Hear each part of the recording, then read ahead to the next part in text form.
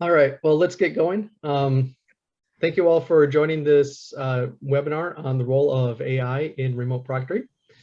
We have 4 panelists today. 3 are on, one will hopefully be joining shortly. We've got Don Kassner, Dmitry Istomin, and Mike Murphy. Myself, I'm Nathan Thompson. I'm CEO and co-founder of Assessment Systems. We have a high-stakes, high-scale assessment platform, but we partner with the best remote proctoring providers out there, 4 of which are going to be on this call today talking about AI. And I'll start by letting them introduce themselves. Don? Yep, I'm Don Kassner, CEO of MonitorEDU. We're a remote proctoring company. We specialize in the high stakes. Most of what we do is live with live proctors, multiple cameras. So I'm really curious to hear what my colleagues have to say about AI and its use, and I'll put my 2 cents in there as well. Okay, thank you. Mike? Yep. Hey, everyone out there. I'm the founder and CEO of ProctorFree. We're a company that's been in business for 10 years, providing proctoring solutions, probably most commonly referred to as record and review in the industry right now, to higher education clients, colleges and universities. And over time, we've started to work with more of a global audience in different industries, some small volume, some high volume. We have a variety of different integrations with learning management systems and test delivery platforms, great relationships with companies like assess.com. And then I spend a great deal of my time leading my team and trying to give our clients a great experience. And then last, I've been working for the past couple of years with the Association of Test Publishers and the NCTA on a global proctoring standards project that hopefully should be published by the end of this year. Yep, and you've been doing great work on that, Mike, by the way. Thanks. All right, thank you. Dmitry? Yeah, my name is Dmitry. Right now I'm head of business development of Alemira company, and previously I was CEO and founder of Examus proctoring solution, and was driving this business 7 years, so pretty long for proctoring solutions. We are focusing more on high volumes, so that's why we started from AI. And so of course I know don't provide the best quality, but when you are talking about the 100,000 exams, you definitely should somehow automate it. So that's our focus. Okay, thank you. I just received a WhatsApp from Raul. He thought it was in an hour because the time change where he is. So hopefully he'll be jumping on. Give him just no preparation, give him a hard question as soon as you Yeah, really want. Yeah, we'll start him off with a discussion of the Ohio news today. So I was just talking about that with Don Kassner. Mike, did you see the news article on that? I sure did. I've already had folks emailing me about it. I figured that. How about you, Dmitry? Oh, sorry. Yeah, I had some problems. No problem. Did you see the news article about Cleveland State University in Ohio? No. Not yet. So probably you know, in Asia we are not seeing the news in United States. So please share. Okay, that's what I wanted to make sure. So basically, Cleveland State University in Ohio was sued by a student for unreasonable search of their premises, their house, because they took a remote proctored exam and were told to scan the room by picking up their webcam and moving it around and showing everything. But it wasn't as simple as it sounds, and it's even exacerbated by the fact that it was done by a state employee using non-proctor or not normal proctor technology like we have on this call. Don, can you start by giving your thoughts about that, and then we'll go to Mike? Yeah, like Mike, I've been getting emails from clients too, wondering what's going on with this. But I looked at the case and really reading through it, it's more complex than just a privacy issue. Really, my read is it's a good lesson about how to make sure you set things up properly. The process was rather loose. The notification to the student on what was required didn't seem to be there. Many schools let faculty make decisions, and that can create some issues because faculty will do things differently. So you don't get comparability among classes. And so all of those are issues. And then the last piece of this, which can't be overlooked as well, is this was during COVID. And the student didn't have the option to come on campus. Cleveland State said that he did, but they required, proof of non-COVID. So either he had to be vaccinated or have a test. And so he didn't feel that he had the option to come on campus. So really, when I look at this, it's more than just a privacy issue. It's really an issue about making sure that you do everything correctly. and make sure that you recognize the privacy of the student and make sure that you build all the proper procedures in to protect it. And it just doesn't appear from reading the case that Cleveland State did that. Yeah. Okay, thank you. And by the way, the student won the case in a district court of appeals, and it's going to go up to the next level of court, I believe. Mike, your thoughts on it? Yeah, Don, very sage comments. Yeah, I think when I see negative news, right, like I cringe a little bit, but I don't have a problem with scrutiny on our industry.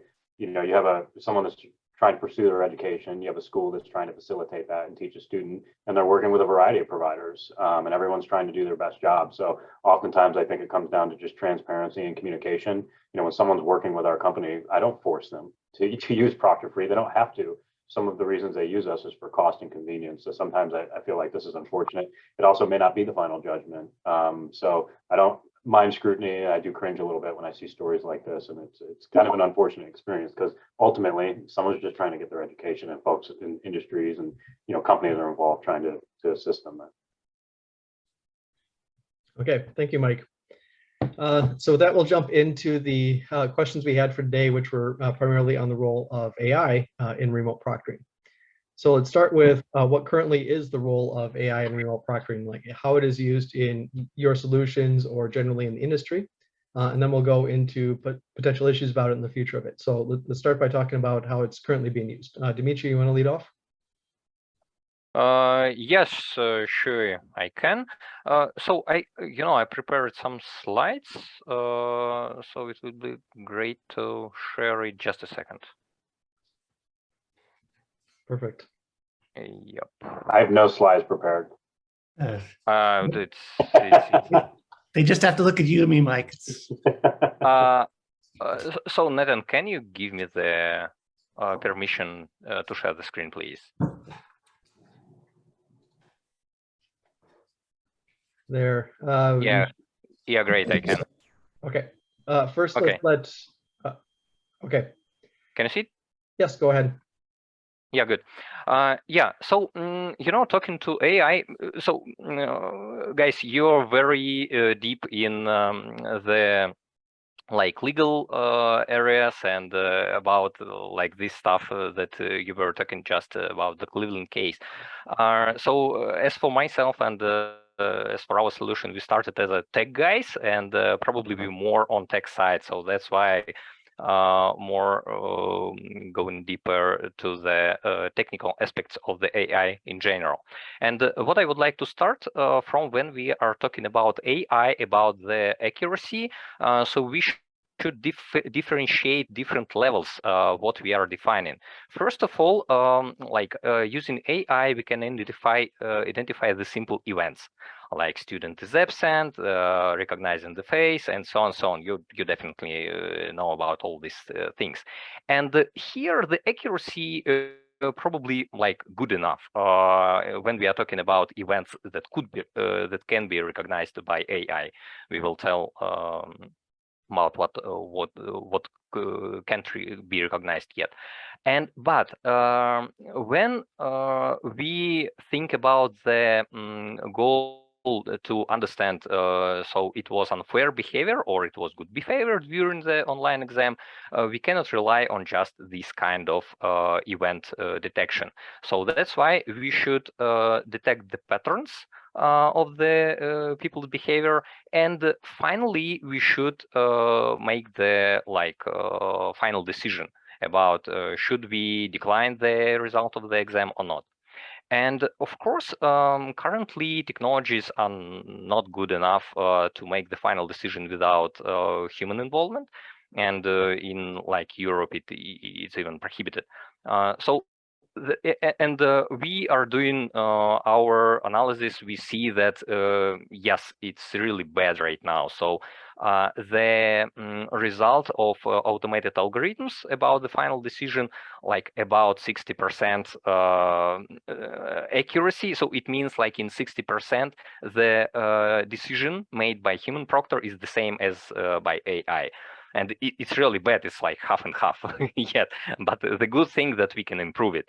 And we see the space for improvement in these cases, that how we can recognize patterns of these people behavior. And if human proctor can recognize it, so probably we can train the AI to recognize it. So that's the field where we are focusing on. And I just would like to go through like some situations where well recognized by AI. So student is absent here. It's really clear for like AI too. And like appear in the second phase in the frame. It's kind of simple task for AI currently. The same about like wrong gaze direction when people looking over the screen. So it's there are simple ones. The same thing about detecting the devices. So like we are detecting the big headphones, not microphones, definitely, and the smartphones. So it helps in some cases when people are really not people don't care about like these obvious things. But at the same time, when we are talking about like what can't be recognized by human, and I would like to share like some cases that you definitely have in your practice as well. So first of all, the reflection. So reflection on glasses, on any other. So here we can see that smartphone just glued on the screen, and it's like obvious for a human proctor, but it can be recognized by AI. The same situation about the reflection. Yeah, and so this one, the reflection behind on some kind of electronic, I don't know what exactly is it. It's yeah, turned off TV display. And we have a bunch of these videos, and it's totally impossible currently on the current stage identify this kind of situation using AI.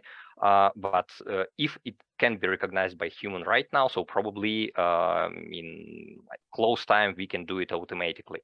And as like I mentioned, when we are talking about like thousands exams, when we can manage it by human proctors, yes, it's doable by human proctors. But you know, right now I am talking to open universities where millions students and they cannot afford like involving a lot of people, a lot of human proctors to do the qualified reviewing of exams. So that's why we definitely should have something to scale these kind of you know, cases, and AI probably is the one thing that can help us here. Yeah, that's all from my side. Okay, thank you, Dmitry. Raul Rivera from Sumadi has joined us, so I'll let him introduce himself, and then Raul, can you talk a little bit about how AI is used in your solution? You don't need to have any PowerPoints or demo unless you have a slide with a screenshot or something that would help you. Thank you, Nathan, and thank you, everybody. It's a pleasure to be here. My name is Raul Rivera, and I'm Executive Director and co-founder of Sumadi, which is a supervision solution that is powered by AI. I've been in the education industry and technology industry for over a period of 12 years. And our solution, Sumadi, actually, we saw huge opportunity in emerging markets by implementing a solution for proctoring powered by artificial intelligence, right?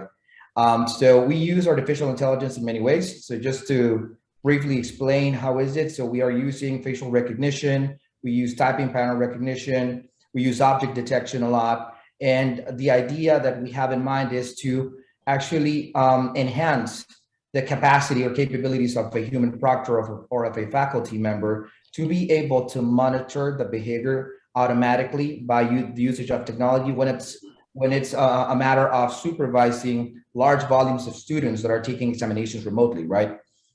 So we leverage those 3 or 4 components of biometrics. And then also what we're doing here is we are producing reports in real time. So the intention that we have behind everything is not to replace humans, but to enhance proctors, right? Or augment the capacity of proctors around the world.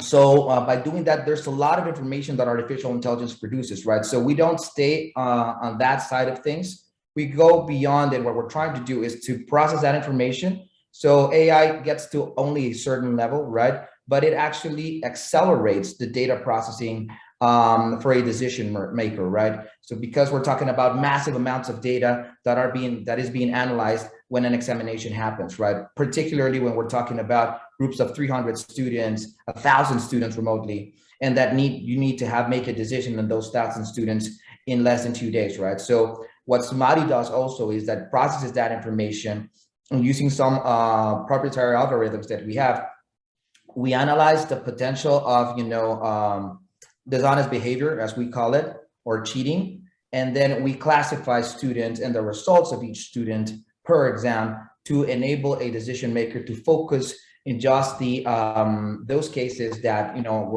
that are more relevant, right? We're trying right now not to get involved in decision making, whether a student passes or fails an examination, right? All those, we're seeing an evolution in the industry where some of our customers are actually asking us, requesting us to go to that level, right?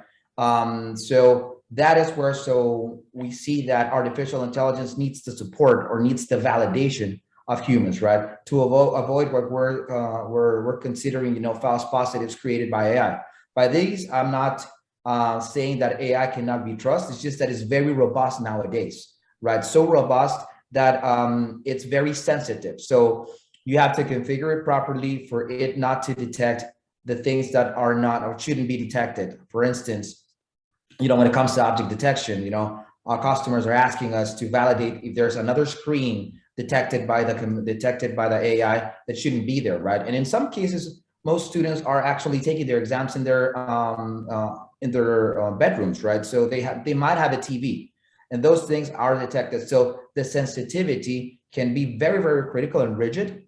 There's a lot of things that we need to do from an implementation perspective, and then from a data processing perspective, right? Because we're talking about sensitive data, sensitive decisions. So that is when humans come in, right? Or validators come in to just make sure that the AI has processed that information correctly, and then the right decisions are to be made. That in general terms is what we're doing. We do a lot of other things when it comes to supervision and proctoring that are not related to artificial intelligence, but it's just for the sake of just ensuring the proper technology ecosystem for a student to take an examination properly supervised. Okay, thank you, Raul. Mike, your thoughts on the current use of AI? Yeah, I'll try to keep us on time here and be brief and take a slightly different approach. I'll talk about the industry and then us. I'd say there's 3 phases to consider. First is the launch, things like room scan versus a desk scan. What are you doing with that information? Are you simply recording it? Are you recording it and making API calls, doing object recognition? I have 2 cups here. Do you care that I have 2 cups? Do you care that there's coffee in one and water in the other? The next phase would be flight. Someone's now taking an assessment. Is the proctoring system interacting with the test taker in real time? Is the proctoring system interacting with the learning management system or the test delivery engine? Why? What does that do to the student's experience? And then the last phase is landing. What happens after the fact? What type of information are you giving back to the client? Different topic areas within those phases can range from system compatibility, identity management. You can make API calls for a variety of things, all with the goal is acting as a deterrent to cheating behavior. So our company, we're primarily relying on Amazon Web Services to help us determine, is the person that's supposed to be in the frame there? Are there regions of time during this proctored assessment that could be deemed suspicious and warrant further review? And then who's conducting that review and who does that information go back to? And then last, I don't believe that any provider should be giving guarantees, right? I think we're largely deterrents and data processors. But when I say how is AI currently used, I would say it's in the launch, in flight, and then in the landing, different things in those 3 phases. And that's a slightly different take on trying to summarize. Okay, thank you. Don? Yeah, actually, that was a good summaries by everyone. I've been in this industry, as many of you know, since 2008. So, for a long time, and I've seen a lot of changes in the industry. Scalability, to talk about that first has always been a big thing. In fact, just sitting here listening to Mike, I can think about the first time I met Mike and his team and his colleagues.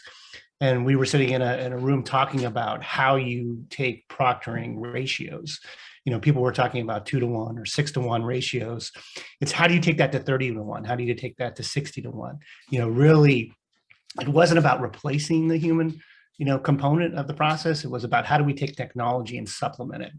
And so, what Dmitry said and Raul said, right on par, right? It's how do we become scalable? Can technology support the proctor? Certainly, with MonitorEDU, so we're not really a technology company. We proctor on probably 6 or 7 different platforms. We have a couple of that we have on our own, and we proctor on other people's platforms.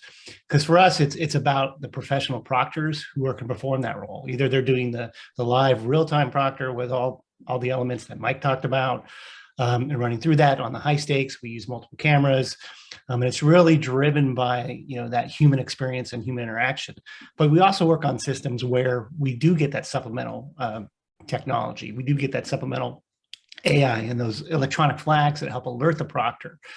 And in those situations, unlike the high stakes exam where we're only proctoring 6 or 7 candidates at once per proctor, we get into those other technologies. Now we're able to do 25 or 30, and the proctor can handle a much higher volume. So I'm excited about the potential of AI to supplement that.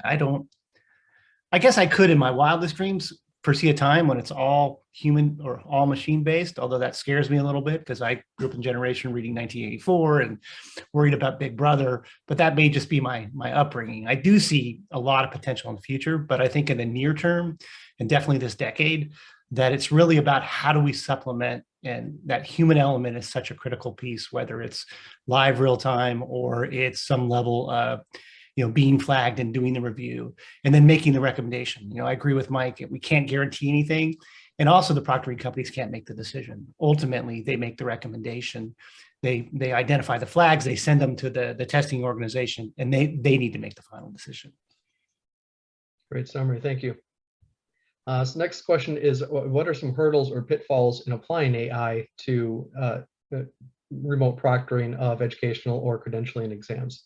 What are some of the challenges that you've encountered in applying it, or that you've seen some of your clients or other organizations encounter? Dmitry, can you start?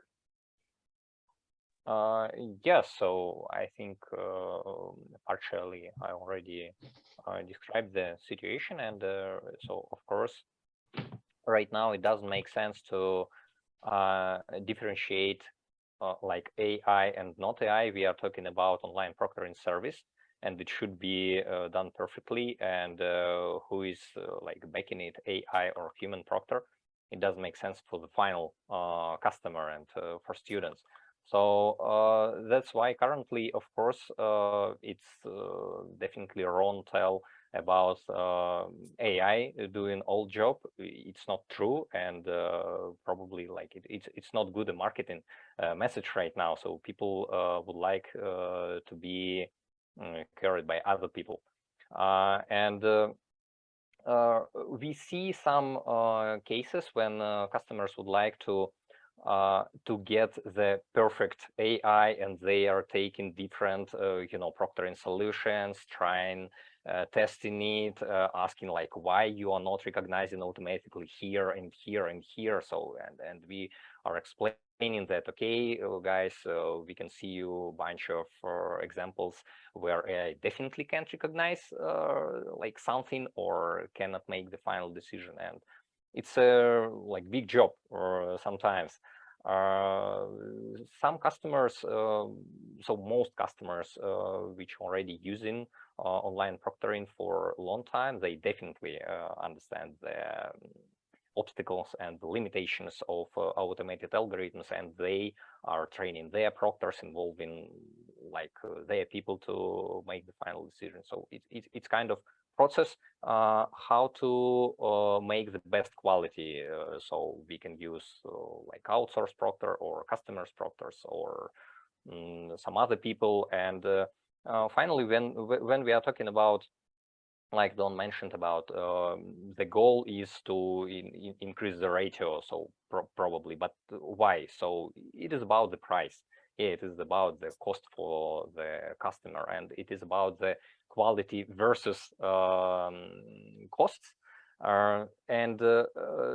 So some companies we see can do a great job, I mean, for appropriate price using proctors like in different countries, not in the United States, and customers are okay with it. And in this case, we don't need some kind of automation and extending human proctors efforts and resources. But for like companies, customers who care about data privacy, that only like people from my country, like because of GDPR, for example, should review the videos, and people there really expensive, like in UK or in France, in Germany.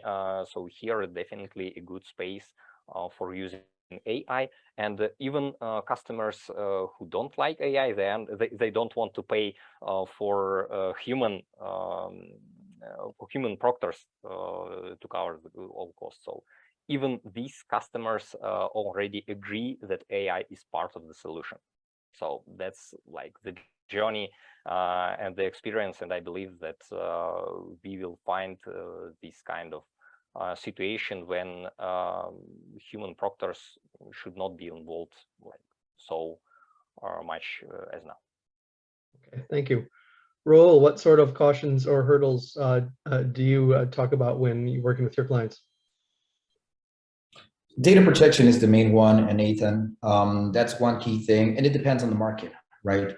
Particularly when it comes to AI, you know, we have very mature markets and more rigid markets like Europe and the United States that are very strong and very focused on your controls and the security that you put into data regulation, right? So in this industry, we have to be very aware of the nuances around security, data protection, and ensuring and making sure that our processes of data processing are properly designed to ensure the integrity of that information and protect it correctly, right? So there are other markets like Latin America that are a little bit different, are a little bit more prompt to the adoption of these technologies. It doesn't mean that they are not focused on how you treat the information. So that is one key question, right? So we need to be aware of how new regulations are coming out from a worldwide perspective or from a regional perspective, and make sure that you're compliant to those regulations while at the same time you're keeping up to speed when it comes to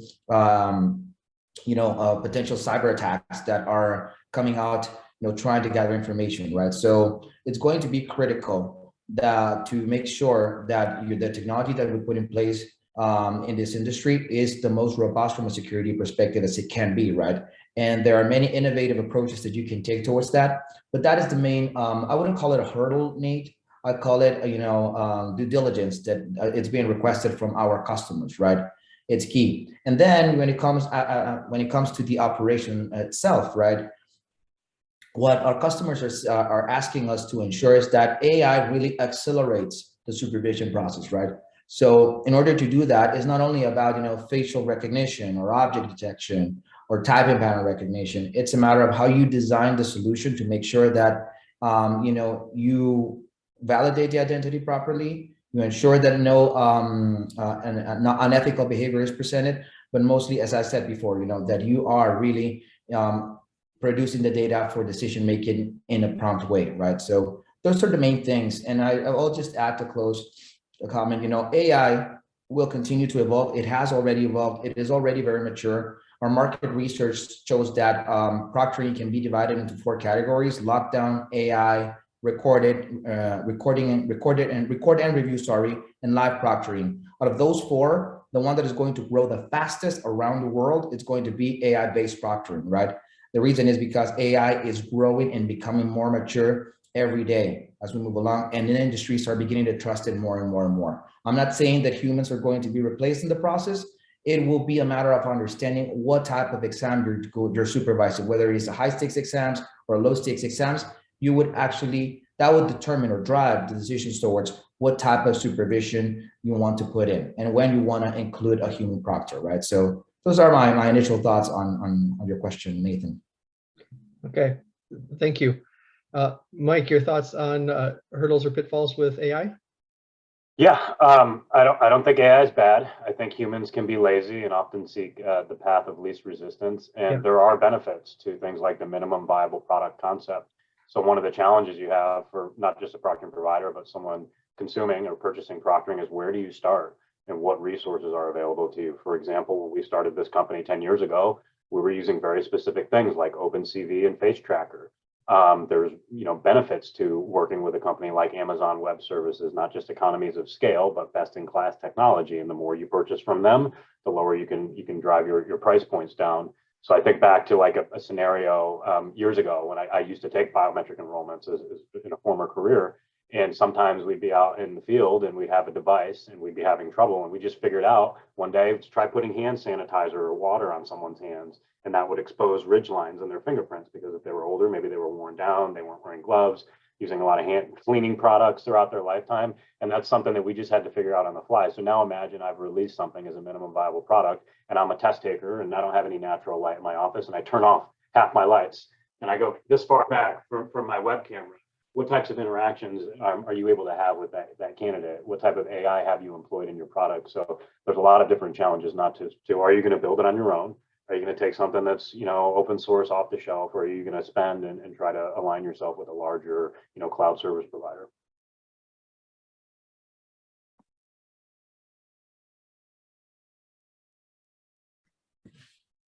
Okay, my turn. Nate, I think you're muted. Sorry, I muted while I was talking. Yeah, go ahead, Don. Oh, yeah. The biggest challenge, and so, we're not promoting AI as part of our solution. Obviously, we're a human-based solution.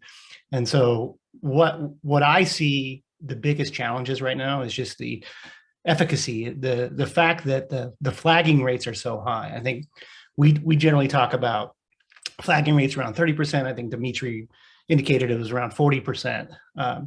And so the issue you get into is if you have 1,000 test takers and you've now flagged 300 or 400 of those as having some type of issue, what does that tell you about the efficacy of the project, right? Of all those tests, because now those have been flagged. And if you rely solely on AI to do that, now you've identified a number of candidates who followed the rules, but they've been flagged for some reason. Now, I think that obviously that's improving, it's maturing, and I agree with all that, but it shows you that human element is so important because you got to get those rates down. So if you take a typical group of 1,000 testers, the truth is only about 3 or 4 out of that 1,000 are actually going to break the rules. Varies a little bit by, the market varies a little bit by the type of test. I think you'll see a higher rate in high schools, a higher rate in colleges. I think all of us can say that we've seen cheating increase overall. But the biggest challenge on relying solely on AI or primarily on AI is just those flag rates. Like it does a great job of identifying anomalies, but all anomalies aren't created equal. And many, like Mike said, with the 2 cups. Okay, well, you got 2 cups. We're gonna flag that, but the 2 cups don't matter. And so that judgment piece of it is the most critical element. So to me, that's the biggest thing that we hear about, and that's the biggest thing that I'm concerned about.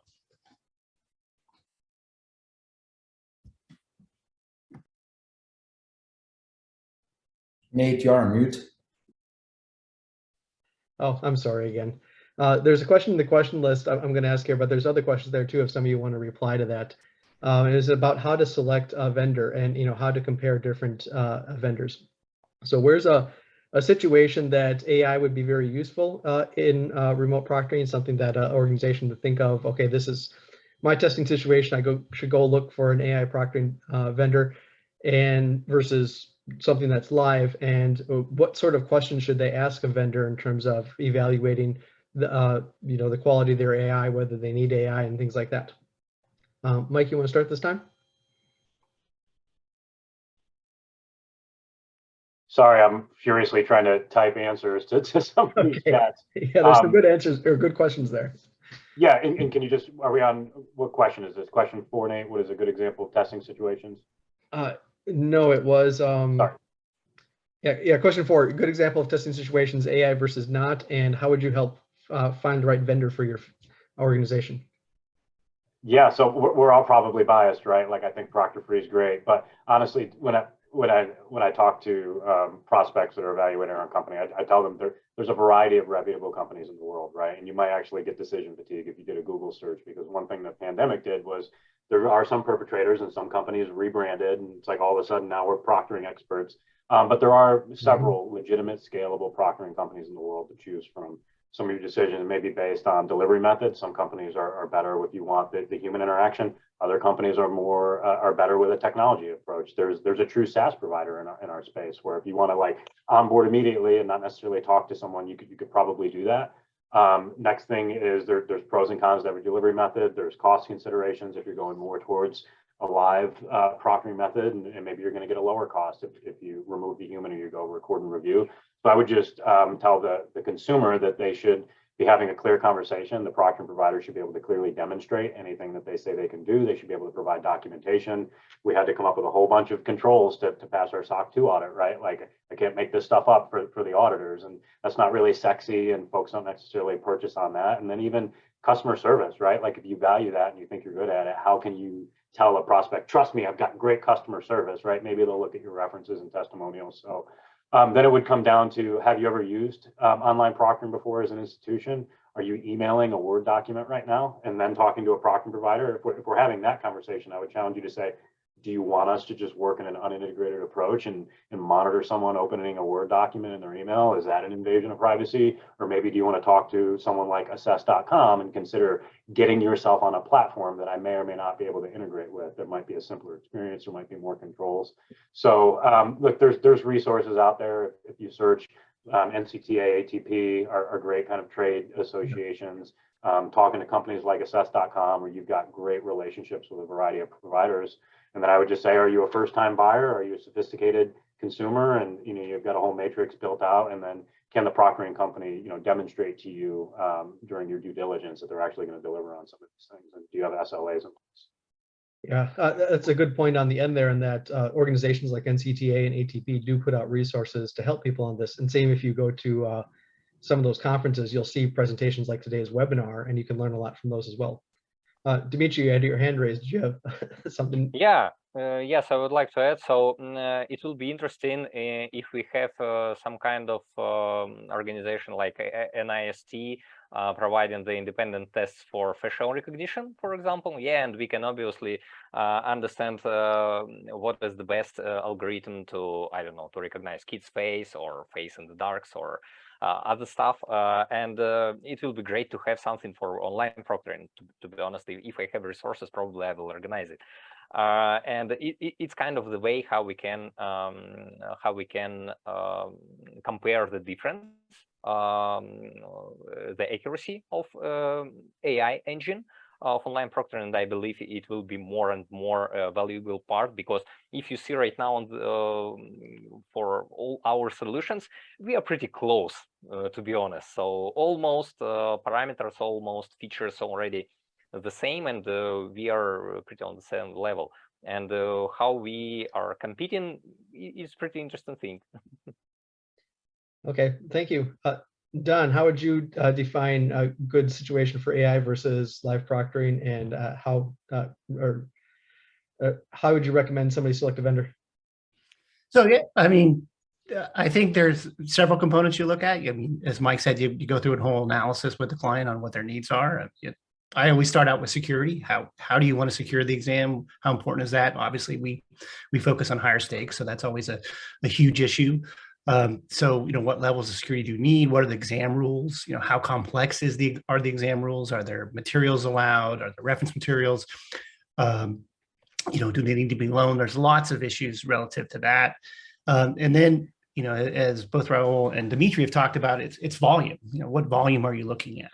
Is it a very high volume, or is it in the hundreds or thousands, or is it in the millions? Or hundreds of thousands or millions. We don't see too many in the millions, but you see those volumes, and then you want to decide on when are those exams delivered? Do you need a cohort delivery where everyone starts at the same time? Are you spreading that over a period of time? And then the last piece comes down to cost. What's your budget for all of this? Because there is a scale. The more even though we feel like we've got a very efficient labor model, I've put my effort into figuring out how do we make labor more efficient and drive the cost down from that side. These guys have done it great from the technology side, and we can marry those two things. But how do we drive that down? Obviously, the higher level of human interaction and involvement in the process, the higher the cost. We're not going to hide that. But so you have to look at those elements. And I would say, I've had lots of conversations with Raul about the volumes and what he does, and a lot of the clients that he's working on make a lot of sense to be AI, because they're really high volume. They're really little bit lower stakes, right? It's about, he does a lot of, I think, Raul, you do a lot on the sort of employment assessment side of it. So you're trying to really sift through a number of different candidates and identify the ones that are at the peak level, much different than a medical board exam. So really it's understanding, the type of exam you're delivering, the level of security that's required, and what your output is. And then again, volume and cost are obviously big drivers. Okay, yeah, those are great examples. There was one that a client that Don and I were talking to years ago that initially was thinking live proctoring, but then they wanted to do 5,000 or more students starting at the exact same time. And it was clear that wasn't the case. And that's how I got in touch with Dmitry and Raul, because it was clear that the live approach wasn't going to work. Next question is, how do you see AI and human intelligence working together more effectively as we continue to evolve this technology? Raul? It's going to be an evolution, right? I think that right now we're beginning to see that the two types of offerings, the one based out of AI and the one based out on human proctoring, are beginning to come closer together, and the division between those two offerings is beginning to fade away, right? And then it's really a matter of understanding, what are we trying to supervise here? Is it a high stakes exams that gives a person a certification, right? So you're required to have more rigid, mechanisms to do the supervision. What we're seeing also is that the industry or the cultures around the world are beginning to get more educated, and proctoring supervisors or faculty members are beginning to understand how to use AI in their supervision processes to accelerate their decision making, as I said, right? So in the future, it's going to be a matter of, I would say a couple of things, right? One, faculty understanding and being a promoter of the usage of artificial intelligence, right? We see the new Gen Xers right now coming out with digital natives who love to use technology. These are the people who are going to be students. These are the people who are going to become faculty, and these are the people who will be potential proctors, right? So they will want to use tools in their careers that will help them augment their capabilities. So AI is they're going to automatically gravitate towards AI-based solutions. That's the way we have seen the market evolve, right? So it's a matter also of understanding what institutions, whether it is a government institution, a certification center, or a higher ed institution. It's a matter of understanding how each of those want to implement proctoring solutions, right? And then the education industry is evolving. And while as we see that they're gravitating and they will grow more towards online and hybrid models, automatically, as a consequence of that, proctoring solutions are going to be needed, right? So, and when I say that, there's a lot of things that are going to be discovered in the process, operational situations, right? Processes, new processes that are going to be that will need to be implemented by each institution, right? And every institution around the world, it's different. So the operational models will vary. The challenge that we have as proctoring providers, facing AI, is how do we adapt to most, because we cannot adapt to all of them, but how do we adapt to most of those operational models, right? And what we need to understand as proctoring providers is that we need to come up with solutions that are flexible enough to adapt to different needs, right? It's a very difficult approach, but it's what really will determine the success when it comes to blending AI with humans. Humans are, I would say, will not disappear entirely from the process. But there will be a very close blend between human proctoring and AI, right? And it's being driven by, the evolution of artificial intelligence and the adoption that human proctors are being more prompt to when it comes to AI. Okay, thank you. Mike, your thoughts on the future and how AI and human are coming together?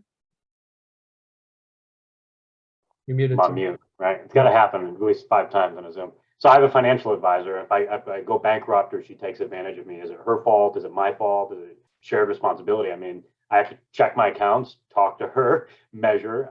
So a lot of this is just transparency and communication. What is the provider doing and why? Is it changing? Is it in maintenance mode? Who's the ultimate authority? I mean, I'm trying to answer a question right now where someone's asking about reviewing the flags. And listen, this might be a case-by-case basis from client to client and company to company, but I think the norm is that the proctoring provider is processing data and giving information back to a controller, the client, the institution, and saying, here is information. You are the adjudicator. You're the ultimate authority. And it might not be a car crash scenario, right? We might be proctoring something that's open book, where they just want to know that it's the person there, but they can go anywhere on the internet and they can use any resource. We might be proctoring something that's a little bit more high stakes, where they need a secure browser because they've spent a lot of money writing test items and they don't want to do the whack-a-mole and lose their investment in that intellectual property. So I think it can work together great. I think one of the panelists mentioned that we're here to help humans, not replace them, and I think that's very valid. And just as consumers in everyday life, we experience a lot of benefits and conveniences and efficiencies from the use of technology. We readily adopt it. My car is constantly giving me alerts that I'm veering out of my lane, and it's kind of annoying, but I don't turn it off. So I would just say that it's a rapidly changing space. I think where AI can be more helpful in the future is different device interaction. There's a variety of devices to support globally. There's some providers that interact with phones. We don't do that. User expectations around convenience and just experience, accessibility and accommodation, system compatibility checks. I think there's a lot of great things that AI and machine learning can do just around the experience for the candidate, because generally speaking, folks don't really enjoy taking proctored exams. So anytime there's a potential issue or a technical issue, or they feel like their credibility is jeopardized, they might just want to point fingers at everyone that was involved, regardless of what actually happened. Okay, thank you. Don? Yeah, I mean, for us, it's about that supplemental, component. It's the ability to aid the live proctor while they're watching that particular student. So, we've got 5 cameras up here, 5 different people doing different things. My eyes are doing a great job of watching all of you, but Mike's doing something right now. And it would be great if all of a sudden his screen started flashing so that I could look over at Mike and say, Mike, butt in there and say, Mike, you're obviously looking down at something weird. Obviously, he's typing an answer to a question. But that's what we look at. Again, going back to the conversations we had in the early 2010s, it's about, how do we increase the effectivity of the proctor? Which allows us then to start to scale that up to higher volumes. Again, getting away from these conversations on how can somebody watch 6 people at a time or 12 people at a time. How can you manage that? How can we make it scalable and drive those costs down? And so to the extent that AI can create those flags, I've always talked about it in terms of like a security system in my home, right? It's monitoring everything all the time. And then when something happens, it sends a signal out to the security company and they investigate. In many ways, that's, the path that I see it going down, where we blend those two together. Then the human being can make the judgment. No, that was just a kid, who forgot his keys trying to break into his own house. Okay, not a problem. But, having that judgment is so critical in this process so that we can report to clients, just what Mike said. The one question was about, who's going to do the review? It really should be the proctoring company, because they're the experts. They're the ones that have gone through this multiple times. They know what a true flag is or not. And they can make that subjective recommendation back to the client to say, yeah, all these ones you don't have a problem with, but these 3 or 4, here's the issue. And now you can address it. Okay, thank you. Dmitry, you want to talk about the future and merging of AI? Yeah. Yeah, I think I can add something here. Probably I'm not so optimistic. So today we discussed with my team about new things happening. So for example, like new deepfakes that you can see, they're really great. And we are investigating how AI can detect the deepfakes, and I see that in this competition of Shield and Sword, the deepfakes are much better than we can detect it. So that's one technological aspect that I believe will make a lot of things for online proctorings. And other stuff is about examination process at all. So I still hope and believe that at least in the long term, we can understand learning outcomes based on the behavior during the educational process. So of course, it is not about certification when people just come in and taking the exam, but about the students, universities, and this kind of case. So here, probably exams will be not so good for checking learning outcomes. And if we are talking about long-term things, so it is like brain-computer interface or VR or something like this, it definitely will change the educational landscape. And you know, thinking about the future of the company and about the business, we should take it into account and should think about like at least midterm stuff. So yes, AI definitely will be implemented, involved more and more for online proctoring. At the same time, AI will be source of the problems for us, and I am sure that like probably next year we will see the app for students who installed easily and just generating deepfake to take the exam. It's easy from technology perspective right now. So let's see. Okay, thank you. So we've got through our prepared questions here. Just a second, I was going to pull up, see if there's any left over. Donald Van Meter brings up a good question of what happens if a test taker decides not to comply with remote proctoring requirements. You know, they don't comply with the instructions, you know, they don't put away their book, they don't put away their cups like Mike did. What's an organization do about that, regardless of whether it's an AI one or a live proctoring situation? Raul, do you want to take that? Sorry, Nate, I was reading some questions. Can you rephrase the question, please? No problem. What do you do if examinee doesn't comply with the requirements or the rules? You know, and like blatantly cheats.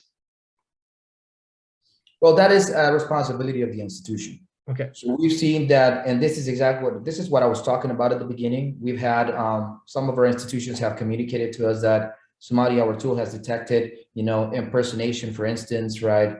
And the institution has its own rules, right? There are even local, national regulations that should help an institution to understand what are the measures that they could take into place, right? As a technology provider, we just provide the evidence that would back up any legal proceedings when it comes to you know, executing an action towards a student or an examinee that actually cheated, right? So our responsibility stays there to this moment because we want to leave the autonomy to the institution for a decision making around those things. Yeah, you're absolutely right. In some cases, I've heard that ends up being bad because the institution doesn't necessarily care. I've heard stories in the certification world where they don't want to get into, you know, accusing somebody of cheating because then they've got to go through a whole legal process, get their certification revoked, get their licensure as a doctor revoked, or, you know, whatever it would end up being. It could take years, and you know, they're not sure what to do then. Don, you raised your hand. Go ahead. Yeah, again, this goes back to the roles, right? I mean, you do have to work that out. All the stakeholders have to come together, and you have to agree on responsibilities. But I know in the high stakes world, and you know this, Nate, we kill the exam. And most clients we talk to, we say, okay, let's go through the list of items that you're going to tell us we get to kill the exam for. You know, so if they're clearly harvesting questions or they clearly have someone else, you know, assisting them, that exam is invalidated. You know, we've got the video evidence of it. We've got the proctor's report on that. There's no reason for them to continue. And so in those cases, we kill the exam. But there are other cases where we don't have that ability. You know, Mike mentioned integration earlier. If you're not integrated, then you have to go through a process. So again, Raul's correct. You have to work it out with all of the stakeholders, come together, agree on how you're going to go through the process. And the higher level securities are going to require some process to terminate that exam. Because in a test center, you can just tell the person to leave. But when they're at home, you know, you've got to have some control over that exam. And those controls are important to have. Thank you. Yeah, I think that's a very important differentiation between live and automated proctoring, regardless of whether there's AI, in being able to stop the exam in real time. And it comes down to whether you just want to validate the individual examinees or you want to protect the integrity of the whole credential or exam process itself, because if you're using just an automated proctoring, yeah, you can validate certain examinees and validate the results if they're cheating sort of something. But if they steal the questions and put them out on the internet, well, it's too late to stop that at that point. You won't know until 2 days later, most likely. But if it's a live proctoring, you'll be able to stop it in real time. All right, well, it's 9:59 now, so reached the end of the time, but I want to give a chance for each person to talk about how to get in contact with their themselves or their organization if anybody listening is interested. Go ahead, Mike. Mike at proctorfree.com, pretty simple, or you can reach out to Nate. He's got my contact info. Thank you, everyone, for joining. Thank you. Don? Following up, Mike, it's just Don at MonitorEDU.com or Nate at assess.com. Thanks. Dmitry? Yeah, so di@alemira.com or like LinkedIn, Dmitry Istomin. You can find please text. Awesome, thanks. And Raul? So my email is raul.rivera@sumadi.net. I actually just put it there in the chat so you can see it. There you can find the website, and then you can have many ways to communicate with us. Thank you. Perfect. And I'll follow up with an email to all the attendees as well, so that we can share the information. And if you have any other questions, feel free to get in touch with the panelists. With that, I'd like to thank each of the panelists for taking an hour out of their busy days to come share their expertise about remote proctoring with us. And if there's any final comments, go ahead and say it now. Otherwise, I will close the session. Okay. Everyone, thank you. Well, thank you, everyone. Thank you all the attendees too. Bye.